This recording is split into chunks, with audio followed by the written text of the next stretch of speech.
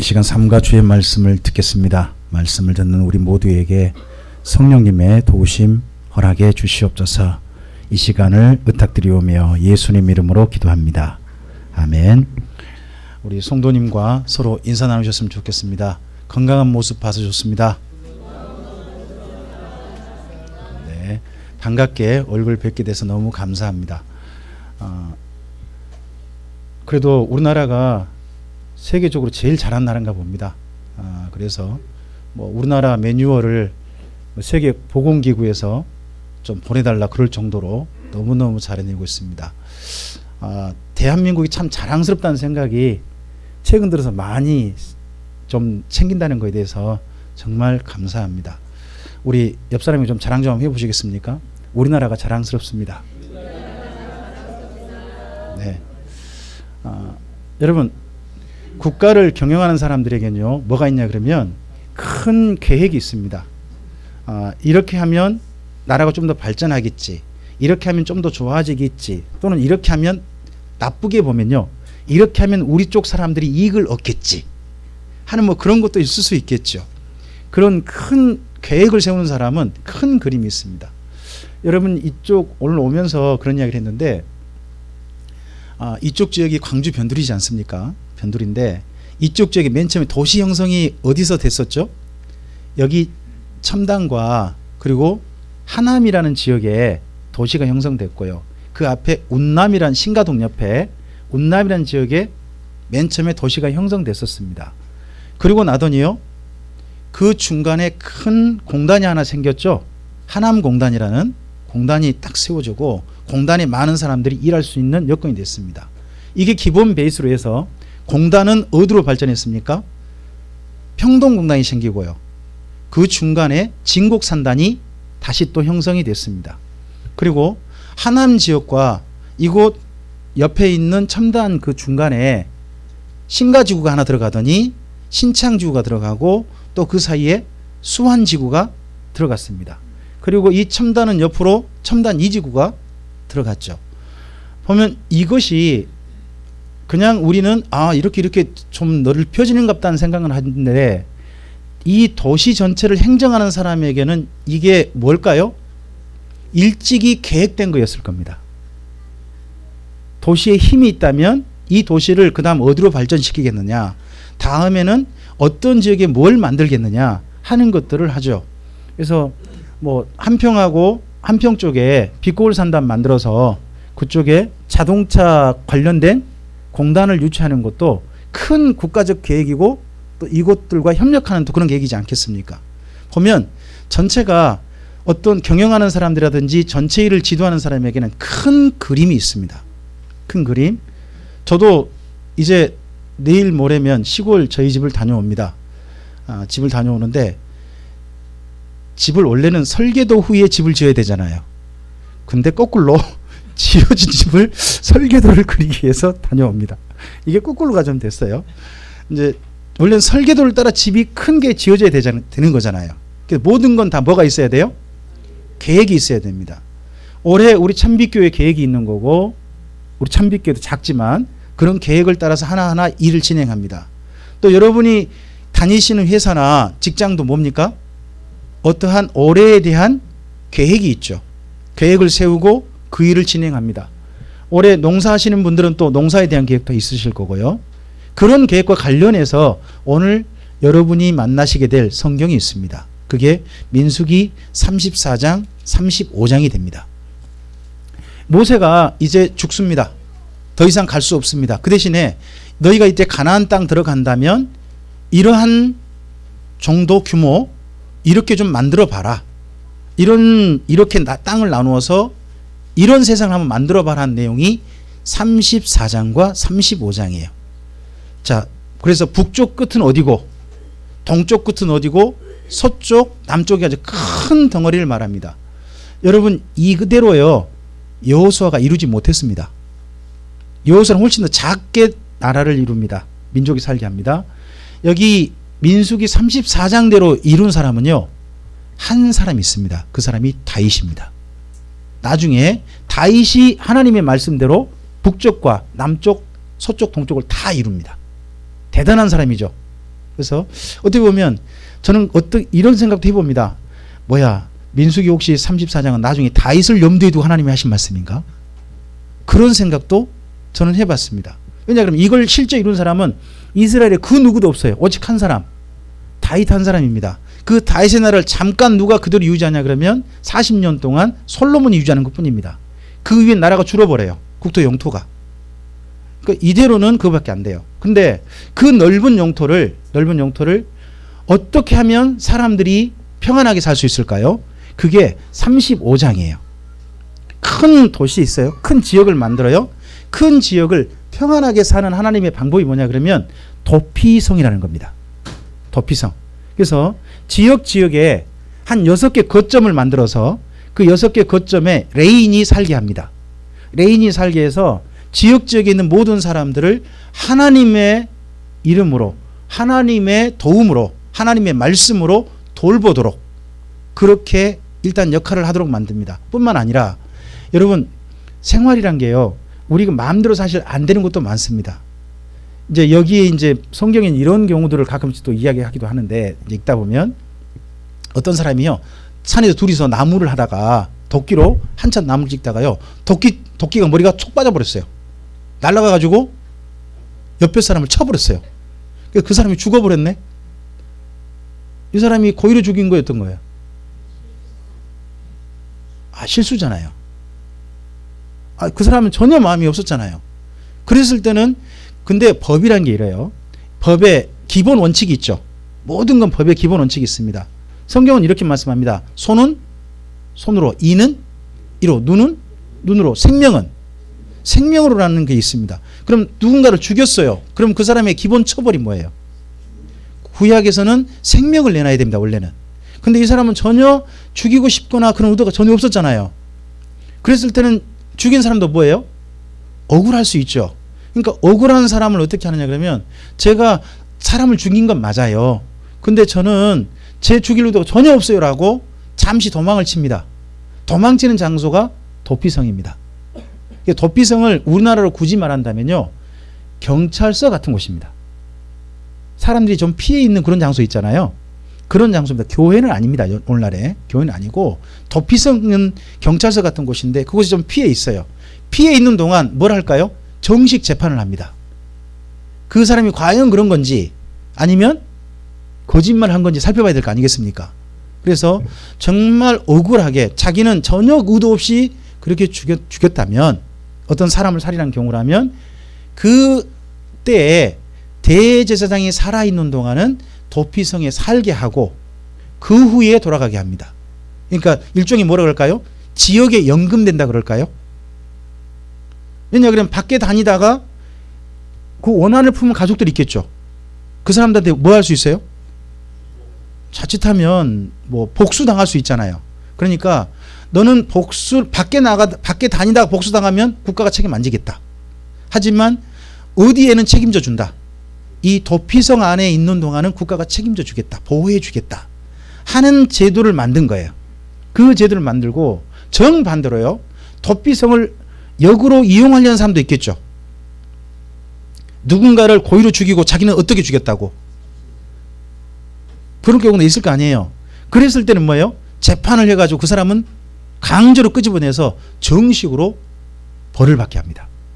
그래서 오늘 민수기 우리 말씀 가운데 박주희 집사님 읽어주셨는데 다시 한번 좀 그 부분을 읽어봤으면 좋겠습니다. 우리 민수기 35장 29절부터 34절까지 함께 좀 읽어보겠습니다. 읽습니다.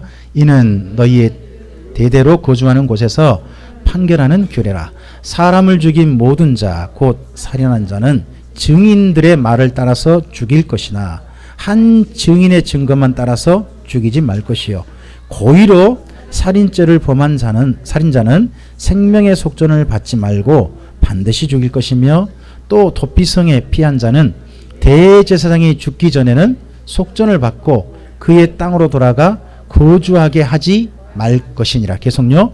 너희는 너희가 거주하는 땅을 더럽히지 말라. 피는 땅을 더럽히나니 피 흘림을 받은 땅은 그 피를 흘리게 한 자의 피가 아니면 속함을 받을 수 없느니라. 너희는 너희가 거주하는 땅, 곧 내가 거주하는 땅을 더럽히지 말라. 나 여호와는 이스라엘 자손 중에 있습니다. 자, 이 말씀은 이런 겁니다. 그러니까 그 땅에 억울하게 죽은 사람이 있어서는 안 된다는 겁니다. 억울하게 죽은 사람. 정반대로 자기가 누군가를 전혀 고의하지 않는 사람을 죽인 경우는 그 사람은 또 국가가 보호해 줄 필요가 있다는 거죠. 이런 내용으로 이 국가 전체가 균형이 잡도록 어떻게 보면 그런 역할을 도피성을 중심으로 해서 이스라엘 민족 전체가 억울하지 않는 세상, 그래 충분히 납득될 만한 세상, 그런 세상을 살기를, 이스라엘 민족이 살기를 원하시는 분이 누구? 자, 이게 이루어질 곳은 어디죠? 지금 여기는 여긴 지금 광야에서 이 말씀 받고 있어요. 이 말씀이 실제 이루어질 곳은, 그럼 아직 이루어지지 않은 거예요. 앞으로 이스라엘 민족이 들어가서 그곳에서 경험할 거예요. 그곳에서 이룰 나라예요. 그러니까 이런 걸 보고 우리가 뭐라 그러는 거예요? 청사진이라 그러는 거예요. 나중에 이루어질 나라를 미리 지금 말씀하고 있는 거죠.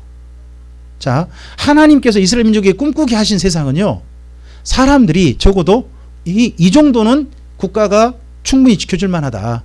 공평한 세상, 억울하지 않는 세상, 그런 세상을 살기를 원하셨습니다. 이스라엘 민족이 그렇게 살기를, 특별히 그럴 때 누가 역할을 해주기를. 자, 도피성에는 누가 살까요? 제사장과 레인이에요.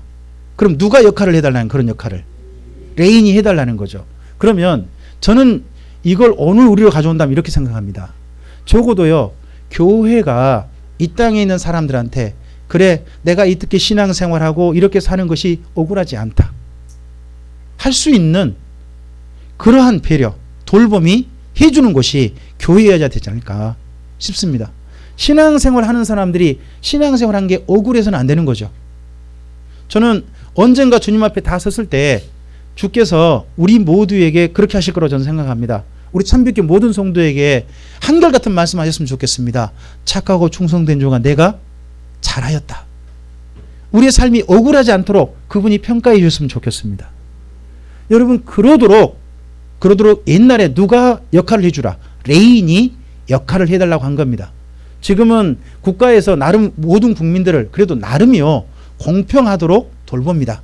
모든 사람이 다 그거에 대해서 만족은 안 됩니다. 하지만 법과 제도를 만들어서 최대한 공평하게 할 수 있도록 돕는 거죠. 물론 그런 가운데서 우리 국민들이 느끼는 그런 감정은 또 뭐예요? 이런 것도 있죠. 뭐 유전무죄, 무전유죄 뭐 이런 감정도 있잖아요. 그런 감정도 있지만 그래도 제도는요, 원래 되도록이면 모든 국민이 뭐 하도록 억울하지 않고 공평할 수 있도록 그렇게 만드는 거죠. 자, 그런 제도를 하나님께서 이스라엘 민족이 앞으로 가서 누리길 원하셨습니다. 그런 제도 가운데 하나를 더 추가합니다. 그게 뭐냐 그러면 앞서서 기억나실지 모르겠어요. 슬로보앗의 딸들이라는 여자가 있었어요. 그 집에 아버지가 아들이 없었죠. 아들이 없는 바람에 아버지가 물려받을 땅이 그 이스라엘 민족은 남자한테 땅이 가니까 갑자기 물려지지가 않는 거죠. 그래서 슬로보앗의 딸들이 요구하죠. 아버지가 아들 없이 우리 딸만 셋 뒀는데 그래도 그 땅 우리는 아버지와 함께 광야 생활을 했고 아버지는 돌아가셨지만 아버지가 물려받을 땅 우리 딸들이 있으니까 그래도 우리 딸들한테 주십시오 라고 했는데 하나님께서 기꺼이 그러라 라고 하셨습니다. 그런데 드디어요, 므낫세 지파가, 이 슬로보앗 딸들이 므낫세 지파 사람들이거든요. 근데 이들이 드디어 땅을 분배받은 거예요. 기억나세요? 아모리 왕 시온, 바산 왕 옥, 그 모압 땅을, 미디안 땅을 정복했었죠. 정복해서 두 지파 반이 분배받았죠.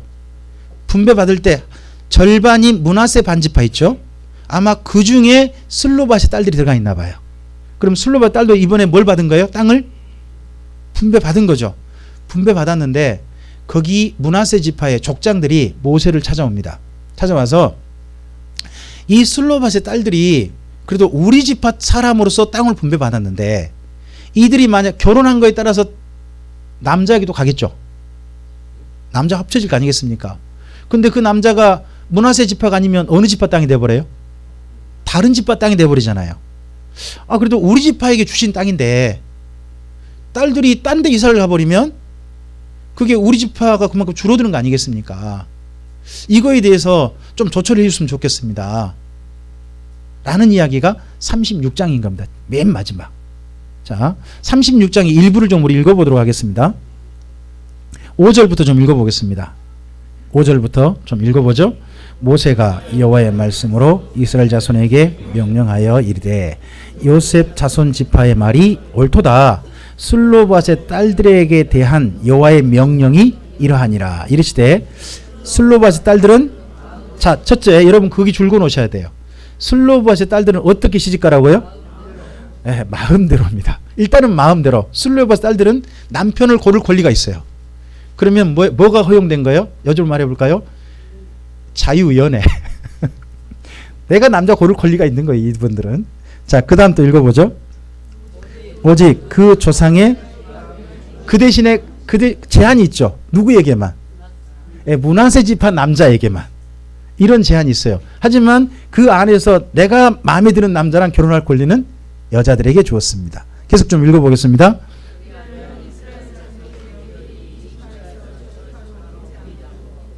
이스라엘 자손이 다 각기 조상 지파의 기업을 지킬 것이냐 하셨나니 이스라엘 자손의 지파 중 그 기업을 이은 딸들은, 자, 여기 슬로밧의 딸들 때문에요. 다른 지파까지도 이게 이제 정식 규례를 만든 거예요.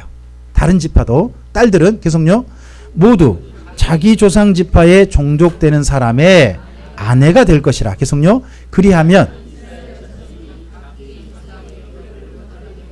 그 기업이 이 지파에서 저 지파로 옮기지 아니하고 이스라엘 자손 지파가 각각, 이런 세상이 앞으로 어디에서도 이루어지기를, 슬로밧의 딸들 때문에 이제 모세가 죽고 나서 가나안 땅 이스라엘이 정착했을 때 모든 지파가 자기 지파 영역 속에서 모든 것도 공평하게 끝까지 잘 지키고 영역도 보존되면서 그렇게 살기를 하나님이 원하셨습니다. 그럼 이거 첫째 누가 지켜야 돼요? 이 명령을? 슬로밧의 딸들입니다. 그래서 10절은 줄 것으면 좋겠습니다. 명령이 있다고 중요한 게 아닙니다. 10절 함께 읽어보죠. 슬로밧의 딸들이 여호와께서 모세에게 명령하신 대로, 자, 이게 중요해요. 하나님 법이 있다 그래서 법이 모든 걸 말하지 않습니다. 법을 지키는 사람을 통해서 그게 이루어지는 겁니다. 그렇겠죠? 앞서서 마찬가지입니다. 이게 왜 주어졌느냐? 34장 35장도 일단 하나님의 청사진만 주어졌죠. 이루어지진 않는 겁니다. 그게 이루어지는 장소가 어디예요? 가나안 땅이에요. 그러면 하나님께 청사진을 주셨어요. 그럼 그걸 이루어내야 될 사람들은 누구예요? 그 명령대로 이스라엘 민족이죠. 민족이 이걸 해야 되는 겁니다. 그래서 여기 36장에 가나안 땅 들어가기 전에 슬로밧의 딸들을 모범으로 마지막 내세운 거예요. 하나님의 명령에 따르다 보니까 이게 뭐가 됐다? 이루어졌지 않느냐. 그러니까 너희도 들어가서 이 슬로밧의 딸들 경우처럼 하나님의 명령대로 하나님의 세상을, 하나님이 말씀하신 공평한 세상을 너희도 한번 만들어 봐라 하는 이야기로 마무리하고 있어요. 이 다음 그럼 어디로 갈까요? 이 다음은 이제 장소가 옮겨지는 거예요. 어디로? 가나안 땅으로. 그곳에 가서요 모든 것들은 사람들에게 맡겨놓은 겁니다. 자, 잠깐 저를 봅시다. 여러분, 이 땅에 우리 인생을 향한, 또는 우리 대한민국을 향한, 우리 교회를 향한 청사진은 하나님의 청사진을 다 알지 못합니다. 여러분께서는 여러분의 내일에, 여러분의 미래에 하나님께서 어떤 그림을 가지시고 어떤 계획을 가지고 인도하신다고 믿고 바라보고 계십니까? 현재 나름 최선을 다 일하고 계시죠. 또 그 일을 통해서 그 다음 일도 이루어질 거라고 생각하고 갑니다. 그런데요, 그게 우리 뜻대로 다 되는 건 아닙니다. 사실은. 그래서 저 같은 경우는 조금 중간에 저의 인생을 향하신 하나님의 계획, 전반, 저 인생을 향한 청사진, 그런 게 이해가 안 됐습니다. 제가 목회자가 된 거에 대해서 내가 왜 목회자가 됐을까 하는 생각을 한 시간이 너무 오래됐습니다. 그런 저 때문에 상처받은 성도님들 참 많았고, 그런 저 때문에 상처받은 저의 가족이 있었습니다. 긴 시간 그랬죠. 근데 그 시간 후에 어느 날 제가 2002년도에 정말 주의 말씀 안에서 다시 한번 발견되면서, 말씀을 만나면, 성경을 만나면서, 아, 내 인생이 목회자로 부름받은 이유를, 정말 내 인생에 값어치 있는 일을 위해서 부름받았구나, 가치 있는 일을 하라고 부름받았구나 하는 것을 새롭게 깨달았습니다. 저는 목회자의 일이 저한테는 안 맞는 일이라고 생각했습니다. 그전까지는. 안 맞다라고 생각했다가 정말 내가 해야 할 일이 이 일이구나. 이 일을 위해서 하나님이 부르신 것이 정말 맞구나. 라는 것들을 그때 깨달았습니다. 그래서 2006년도부터 지금까지 저는 그 길을 하나님께서 제게 옳게 보여주시고 가치 있다라고 보여주신 그 길을 한결같이 왔습니다. 물론 그 사이에 이런저런 일이 있었습니다. 뭐 사실 집사람하고 수예배 같은 경우 한 3년 동안 둘이서 예배했습니다. 뭐 성도도 별로 많지 않았고 성도가 또 한참 좀 식구가 좀 늘다가 한 해 3월 4월에 한 10명 넘게 성도 순식간에 빠져나갔습니다. 한 해는 또 그런 일도 당했습니다. 아니 한 20명 넘게 예배다가요 갑자기 15명 갑자기 쑥 줄어드는 거예요. 그랬을 때 저도 얼굴이 표정 관리가 안 되는데 우리 정장로님 표정 관리가 안 되시는 거예요. 그때 아유 다 함께 어느 정도 모이다가 식구 쑥 빠져나가니까 어떻게 해야 돼요? 우리 성도들한테 큰 충격이고 막 그런 거 아니겠습니까? 제가 이거 제대로 가는 거 맞나? 또 그 해에 갑자기 제가 성경 강좌나 성경 공부하는 모든 게 다 끊겼습니다. 하신 분들이 갑자기 없어졌어요. 없어져가지고 제가 컴퓨터 앞에 앉았는데 게임이나 다시 해볼까? 이런 생각이 드는 겁니다. 할 일이 없어요. 할 일이. 정말 그랬을 때 너무 힘들었습니다.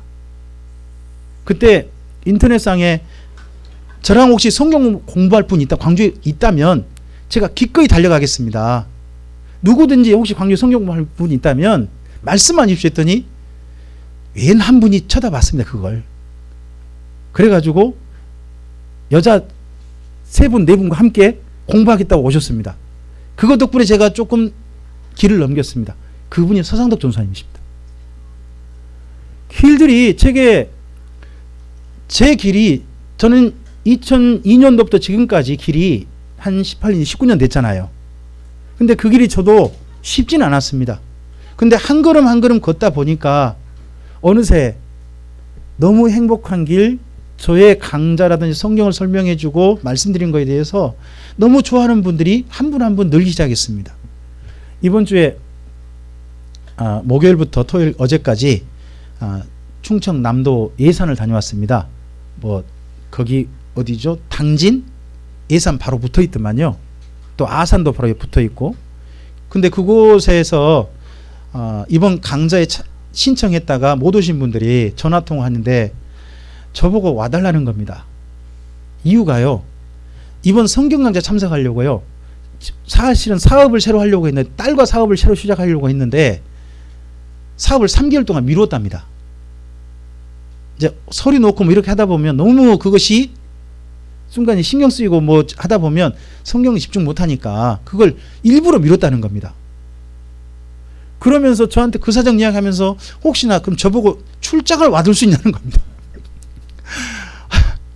그래서 좀 이런저런 이야기 하다가 그럼 나중에 할 거 있다가 기어이 이번 주 와달라고 해서 거절을 못하고 제가 좀 다녀왔습니다. 그래서 뭐 한 30시간 만에 창세기부터 요한계시록까지 말씀 전했는데 그분이 왜 그랬는가 거기서 가서 저는 발견했습니다. 따님이 이번에 처음 강좌 들었습니다. 그 따님 인제 교회 다시 돌아왔어요. 따님이 정말 예쁘더라고요. 흔히 이런 말 하잖아요. 얼굴값 한다고. 그러시게 생겼더라고. 정말 예쁘더라고요. 많이 놀았대요. 근데 교회 이제 들어온 지 얼마 안 됐다는 거예요. 근데 그 따님이 따님을 위해서 모든 시간을 다 썼어요. 다른 분은 뭐 식사 준비 이렇게 하나 좀 못했는데 따님이 처음부터까지 다 들었어요. 근데 그 따님이요. 구약에 뭐 사랑하기 이런 거 할 틈도 없었어요. 그냥 말라기까지 끝내고 바로 넘어갔는데 듣고 이제 말라기 끝나고 나 잠깐 얘기하는데 우는 거예요. 구약에서 참 사랑하시는데 이스라엘 민족이 사랑 못 받아가지고 힘들어하신 하나님, 그 하나님 이야기 보니까 자기가 보이더라는 거예요. 자기 여지껏 하나님 떠났다가 이제 돌아와서 보니까 하나님 속 많이 썩으셨겠구나. 그래가지고 엄마하고 우리 분 앞에서 펑펑 우는 거예요. 그 아가씨가. 아가씨가 아니죠. 아이 엄마가. 우니까 엄마도 울고. 그 모습 보면서 제가 느낀 건 이렇게 새롭게 말씀을 통해서 인생이 새로워지고 하나님의 사랑을 만나는 사람을 위해서 저를 그렇게 또 이제는 사용도 하시는구나. 하나님의 손에 제가 이렇게 또 준비된 것이 사용되는구나. 하는 게 너무 감사한 거예요. 여러분, 제 인생을 향한 청사진을 제가 어떻게 알겠습니까? 근데 보니까 어느새 저도 그 일에 차근차근 준비되어지고 반복하고 하면서 저를 통해서 유익을 얻는 분들이 있더라는 겁니다. 여러분, 성경의 한 인물을 소개하고 마칠까 합니다. 여러분, 다윗이라는 분을 아시죠? 다윗이라는 분이 참 어릴 때는 괜찮은지 모르지만 하나님께 부름받자마자 힘들었습니다. 한 10년 동안 쫓겨다니잖아요. 그러다가 왕이 되고 난 다음에 참 잘 나갔습니다. 왕 돼서 통일 왕국에 엄청난 힘을 가졌으니까 잘 나갔습니다. 전쟁도 다 이겼습니다. 그런데 그분에게 채워지지 않는 거, 애정이란 것 때문에 실수 한 번, 근데 실수가 너무 큰 실수였죠. 사람을 죽이고 청부살인하고 그런 실수를 했습니다. 전체를 속이고 한 실수를 했습니다. 그 실수 때문에 그의 인생이 그 이후로 그 후에 이 일이 있으니라 하는 그의 인생이 가족에서 얼마나 엄청난 비극을 당한지 모릅니다. 그게 사무엘하서에서 기록되어 있습니다. 그 내용을 읽어보면 다윗이라는 사람이 말년이 너무나도 고통스러웠겠다 싶습니다. 그런데요, 그런 시간 다 겪고서 그분이 쓴 시편이 있습니다. 그 시편이 시편 18편입니다. 근데 시편 18편, 다윗이 모든 원수와 모든 일로부터 이제 평안해졌을 때, 그 인생이 그렇게 이제 말년됐을 때 하나님께 올려드리는 그 시편의 18편 1절의 첫 마디가 뭐냐 그러면, 나의 힘이 되신 여호와여, 내가 주님을 사랑합니다.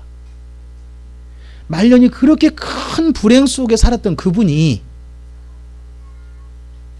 그 모든 시간 겪고 난 다음에 하나님께 고백드린, 자기 인생을 돌아보면서 고백드린 첫 마디가 나의 힘이 되신, 내 인생 가운데 여기까지 힘이 되어주신 하나님, 주님을 사랑합니다. 이 고백으로 드리더라는 겁니다. 저와 여러분의 삶의 길이 다윗도 자기 후반기가 그렇게 인생이 펼칠 줄 몰랐을 겁니다. 왕인데도 그렇게 비극적인 불행할 줄 자기도 몰랐을 것입니다. 하지만 그 인생들을 살아가면서 끝내놓고 보니까 다윗은 이렇게 고백하는 겁니다. 내 모든 인생이 하나님께서 힘이 되어 주셨다. 이걸 신약에 있는 표현으로 제가 해볼게요. 하나님을 사랑하는 자, 곧 그 뜻대로 부르심을 입은 자들에게는 이 모든 것이 합력하여 선을 이루게 하실 것이다. 이게 우리 인생을 향하신 청사진이라고 저는 믿습니다. 하나님께서 이스라엘 민족에게 큰 청사진을 갖추고 가나안 땅에 들어가게 하셨습니다. 이제 그 청사진대로 이룰 일은 누구에게 맡긴 겁니까? 이스라엘 민족에게 맡겼습니다. 마찬가지로 우리 인생을 향하신 하나님의 멋진 그림이 있다고 저는 생각합니다. 그걸 신약성경은 하나님의 경륜이라고 합니다. 경륜, 전반적인 계획. 그 계획이 우리에게 있으실 겁니다. 그 계획이 우리는 앞날을 모릅니다. 하지만 하나님께서 우리를 향하신 계획, 이스라엘 민족을 향해 계획이 있으셨던 것처럼 우리를 향한 계획이 있으심을 믿고 한 걸음 한 걸음 주님만의 오늘의 최선을 다해 걸어가다 보면 우리도 다윗처럼 고백할 수 있지 않겠습니까? 여러분, 우리 인생을 다 돌아보는 그날이라 생각하시고 다윗처럼 한번 말씀해 보셨으면 좋겠습니다. 저를 한번 따라서 해보실까요? 나의 힘이 되신 여호와여, 내가 주님을 사랑합니다. 이 고백으로 우리 지난 날을 돌이켜보는 날이 있게 되기를 주님의 이름으로 축복합니다. 기도하겠습니다. 주님 감사합니다. 함께 주의 말씀을 대했습니다. 이스라엘 민족이 이제 모세 없이 가나안 땅으로 들어가야 합니다. 그런 그들에게 모세는 없지만 하나님께서 이루고 싶으신 세상에 대한 좋은 청사진과 그리고 한 사람의 모범을 가지고 가게 했습니다. 주님, 이 말씀을 따라서 다시 한번 우리 인생도 살펴보고 우리 참빛교회도 다시 한번 주님 안에서 세워봅니다. 주님, 우리는 내일을 모르지만 하나님께서는 우리 인생을 향하신 청사진이 있으실 것이고 또한 우리 교회를 향하신 청사진이 있을 걸로 생각합니다. 주님, 그러한 주님이 선하신 계획이 있음을 믿고 내일을 향해서 하나님을 의지해서 한 걸음 한 걸음 걸어갈 수 있는 우리가 되게 하옵소서. 혹 추운 날일지도 모릅니다. 혹시나 혹은 평안한 날일지도 모르겠습니다. 내일 어떤 날을 만날지 모르지만 그 모든 것이 합력하여서 우리 인생을 되돌아보는 그날 우리 다윗처럼 고백하며 합력하여 선을 이루게 하셨다라고 고백할 수 있는 우리들이 되게 해 주시옵소서. 의탁드리오며 예수님 이름으로 기도합니다. 아멘.